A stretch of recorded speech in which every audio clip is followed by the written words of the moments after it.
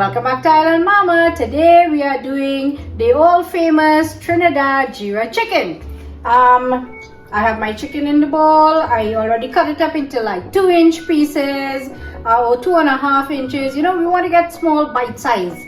And I'm just washing it. So you know, I'm gonna get my hands down and dirty.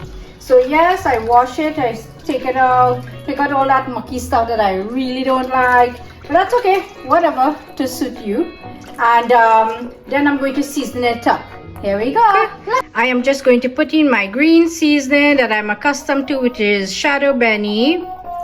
Some garlic in there. So I'm just going to put enough so it will thoroughly marinate and get in so that we'll have such a tasty Geera chicken.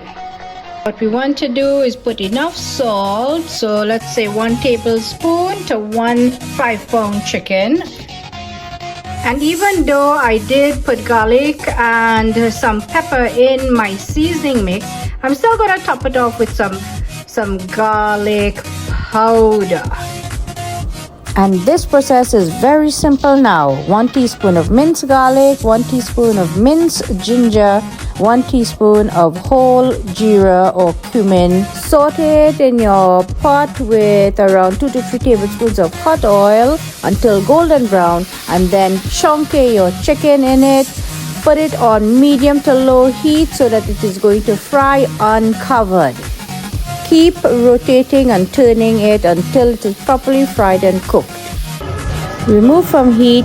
Add 1 teaspoon of roasted ground Geera, half a teaspoon of chopped garlic, 1 teaspoon of our favorite Bandania. Also, you can drizzle a little bit of sesame oil on top. Alternate your salt and pepper for your liking. Voila! Pretty tasty. That fresh Geera that I'm getting at the end of it, and the Bandania and the garlic, it really brings out the flavor.